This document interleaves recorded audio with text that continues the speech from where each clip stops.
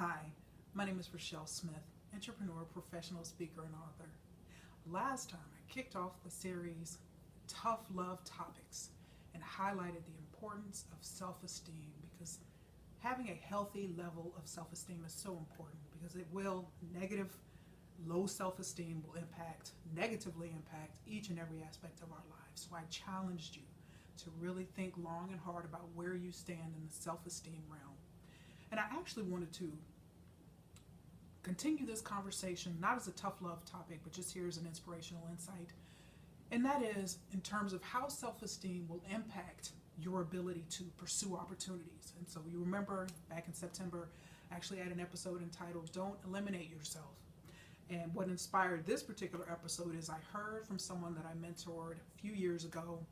And I remember back then, this particular person had issues of approaching it in networking events, of approaching people. If there's someone this person wanted to meet, or if this person wanted to make a mutual, some type of connection, mutual introductions were fine, as long as another person was willing to step in and say, hey, this is so-and-so, so-and-so, do the mutual introduction. This person was fine with that. But this person struggled, as many people do, with asserting, just basically having the assertiveness to just go forward and approach the person and take the risk. Because yes, anytime we put ourselves out there, yes, there's the risk of success and there's a risk of failure. There's a risk of acceptance and there's a risk of rejection. But don't let those fears and don't let that fear of taking the risk of what may happen or what may not happen impede you from moving forward. So this person, I actually heard from this person yesterday, and I was so excited to get that update that, you know what, Rachelle, that's not an issue for me anymore. I've made a number of strong business contacts at various networking events. I actually got a new position as a result of some of my networking activities. And so that particular update really inspired me to just share a few thoughts on the importance of putting yourselves out there and not being afraid to approach people. Now, you may be sitting here watching this and saying, well, you know what, Rachelle, that's fine. This all sounds good. But you have a sales background. So of course it's easy for you to approach people. And yes, that is true. But actually, as you all have heard me say, I wear many different hats during the course of my professional life and my life, pursuing my life purpose here. And one of those hats that I wear is I evaluate salespeople.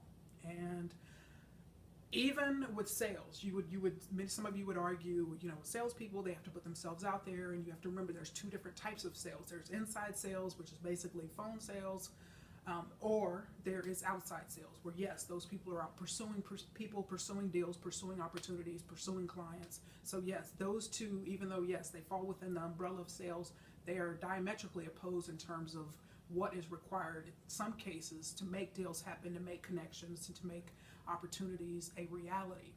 And so yes, those who are in outside sales, but I do evaluate outside salespeople.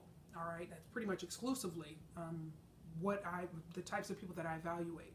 And even from time to time, I will encounter, it's not even actually uncommon, I will encounter the person whether they're new or they just, again, struggle with confidence, struggle with self-esteem, just have a very tough time being assertive and, introducing themselves or inquiring about what my needs are and how they may be able to meet those needs. There's just this, and I can sense it. It's very palpable. Just this trepidation, this hesitation to actually put themselves out there fully and engage after approaching and having a conversation, whatever the case may be. And so this is an issue for a lot of people. And as I go back to say, it's an issue of confidence, and it's an issue of self-esteem, it's an issue of insecurity, where this particular person that I mentored several years ago, I remember even mentioning then when it was an issue, I think we were at lunch or something like that, and I was just kind of sharing my thoughts to say, when you're in that situation, when you're at a networking event, person X, I won't mention the person's name, and you have this hesitation where that person perhaps is at a company that you're trying to get a job with, or that person knows someone that can help you, or you just heard about them, or you read their name in the program brochure, whatever the case may be. Whenever there's that hesitancy or that hesitation, you're essentially, the insecurity is telling you, all right, you don't have what it takes. That person does not care about you. That person does not give 2 cents about you and what you have to say or what you have to offer. Why waste time? And so that's why you've heard me say on a number of occasions, it's a lot of time it's the negative voices that are in our own heads that impede us and stop us from moving forward regarding pursuing opportunities and making things happen. And I was so excited to hear again several years later this person's growth, because that was always something that I challenged. And again, to say that, hey, you have to believe internally that you have what it takes, that what you have to say is important, that person needs what you have to offer, that, you know, there's so many different iterations I could make of that, just that fundamental, you know, grasping of confidence, of just believing in yourself. All right, because if you don't, you're going to sit here and you're going to sit back, you're going to let opportunities pass you by, you're going to let jobs pass you by, you're going to let various, you know, aspects and opportunities in life pass you by. And I don't want anyone to let that happen. All right, because approaching people is easy. I mean, and it happens to all of us, whether you're in the grocery store and you've got the Boy Scouts trying to sell you something, or you got the Girl Scouts trying to sell you some cookies, or the direct TV person is in Sam's Club trying to get you to sign up for, you know, a 2-year contract, whatever the case may be. All right. And so those people in those roles, yes, they have to approach people because, again, there's sales, there's livelihood, you know, depends on it. All right. But there may be opportunities that you too are pursuing, and you probably not even in sales. All right. That, you know, back when I worked in sales in the corporate world years ago, I would try to recruit people, and people know, just that fear of rejection. I can't hear no. That no is just going to, you know, it kills my self-esteem. You know, it will shatter my ego. I just can't deal with hearing the no. But folks, I'm telling you, as one who has been rejected thousands of times, you will live, you will be okay, you will survive rejection. All right, but what I don't want you to do is miss out on just a rich, full, blessed life because you're just afraid to put yourself out there and you're afraid to take risks. All right. And so just recognize, unless someone is a sociopath or a psychopath, nobody likes to go around just rejecting people. All right. We all want to be accepted. You know, it's just a natural human need. And so just recognize that there will be opportunities for you to put yourself out there. No matter what happens, you will survive. All right. But when you're approaching people, just a couple of practical pointers, you always want to evaluate, and as I mentioned earlier this summer, body language, the importance of body language. What are they doing? What are they communicating?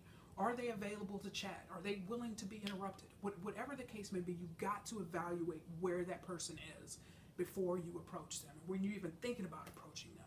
All right, this is true whether you've been seeing the same customer come into your store over and over again, and you're a salesperson that's never approached them, or whatever the case may be, you've got to evaluate body language, because that, your ability to read body language can definitely mean the difference between acceptance and failure. All right, because an error in that regard will just shut you out completely, you know, and it happens so many times. Perfect example, right here in Novi at my gym Thanksgiving morning. So I always work on holidays. That's just one of the wonderful things about my gym that I really appreciate.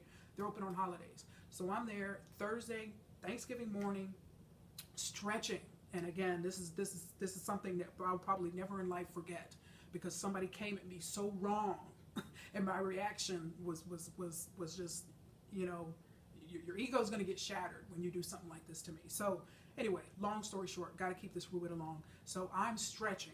All right. So cardio, stretch, weights. All right. And of course I can throw in baton. I can throw in dancing. I can throw in speed agility ladders. All of that is tacked on the end of cardio, but stretching is something, it took me 20 years out of the last 22 years. It took me 20 years to actually start stretching, and I absolutely love it. You know, so that's a very important part. So don't interrupt me when I'm on cardio unless I know you, and don't interrupt me when I'm stretching when I know you. So long story short, folks, making it quick here. So I'm stretching, and I bring my own yoga mat, bring my own everything pretty much. But I'm on my yoga mat. I am face down, all right, and I actually have a eye mask. Now I sleep, you know, at night with night masks. I'm a light sleeper, so I have an eye mask, and so actually bought one that I bring to the gym. So again, do not interrupt me when I'm stretching. So I have an eye mask on, and it says "Do not disturb." It's written on it. It's sewn into it. So it says "Do not disturb." So I am face down with my eye mask on, with my earbuds in, listening to one of my favorite smooth jazz artists, Norman Brown. And so here I am stretching in a yoga pose, folks. And so here I am stretched down in a yoga pose, and someone taps me on the left shoulder. And I'm thinking to myself, okay, now what is this? It better be one of two things. It better be somebody that I know, number one, very well, and they're saying, they're on their way out or something, or way in, and want to say, Happy Thanksgiving, Rachelle, but I didn't hear my name, so I'm thinking, now what is this? So it better be somebody that knows me, or it better be somebody, if it's somebody I don't know, telling me I left something, my water bottle or something on the treadmill, whatever. Better be one of those two things. All right, so here I am, I open my eyes, whatever, pull my thing up, and I look, and there's this guy here. He had to be in his early 50s, and he's not somebody that's new. He's been in that gym for a while now. And so my reaction was, because again, it wasn't one of those two things. So I quickly glanced around like, is this a joke? Is John Quinones about to come in here and tell me I'm on, is this going to be a holiday edition of What Would You Do, the fitness edition? And so I looked up and I saw that guy, and folks, I said immediately, and this is a big thing for me. I hate hurting people's feelings. I hate it. I hate it. I hate it. I hate it. And so I'm always careful with what I say and things like that. But in that particular instance, when you do something stupid like that, when you interrupt me when I'm stretching with a night mask on, my headphones in, and my head is down on the mat, my head is touching the mat, and you're going to interrupt me like that. And so my reaction was, pull that thing up, saw him, got instantly ticked off, and said, what do you want? What is wrong with you? Why are you interrupting me? Leave me alone. And then he says, well, and you could tell he was taken aback. He did not expect that reaction. And he says, well, I just wanted to wish you a happy Thanksgiving. And what did I do? Leave me alone. You are interrupting me. Put my eye mask right back down, went right back to stretching. So that is an instance where, there's just no circumstance where something like that is acceptable. So again, that approach, he may have thought it was okay to interrupt me when clearly, I didn't want to be bothered. Clearly.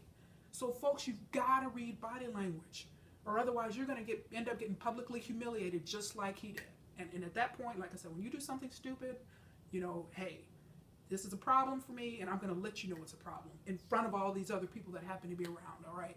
So don't let something like that happen, but you can preclude something like that, or any type of faux pas, from just reading body language. All right, approaching people is easy. Have they established eye contact? Are they smiling? Or do they know your name? Do you know their name? All right, there's just different instances where that approach will be so easy if you just use common sense. Because again, people don't like to reject people. I hate rejecting people.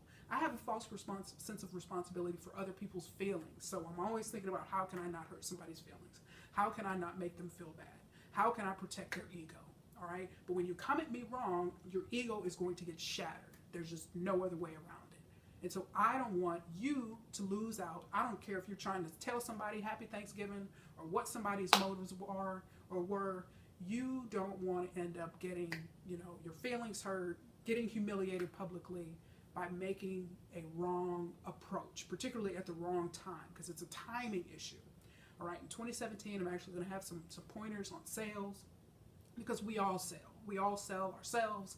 We all sell our achievements, our products, our services. Again, you may be wanting to pursue a new job in 2017, so we're always selling something. You don't have to have a formal sales title, but a fundamental skill you're going to have to master in order to sell anything, including yourself, is the ability to approach, the ability to take risks, the ability to put yourselves out there. And it will be so worth it once you, again, get the new job like the person that I mentored, who's come such a long way and is networking like a master now. I'm just so excited to hear that update. But again, it's that insecurity, that fear, that trepidation that will hold you back. And I don't want you to be held back in any aspect of your life, because you truly, folks, deserve the best that life has to offer. And I'm here and I'm cheering you on, and I want the absolute best for you, but you've got to want the best for yourselves. And it starts with, again, growing, realizing where you are in terms of your self-esteem. And I'm going to continue that conversation in future Tough Love Topics episodes. But this is an inspirational insight just to challenge you. All right, you have what it takes to approach people. You have what it takes to put yourselves out there. But you've got to believe it in order for it to make it happen in your life. So I thank you so much for your time. Make it a wonderful day.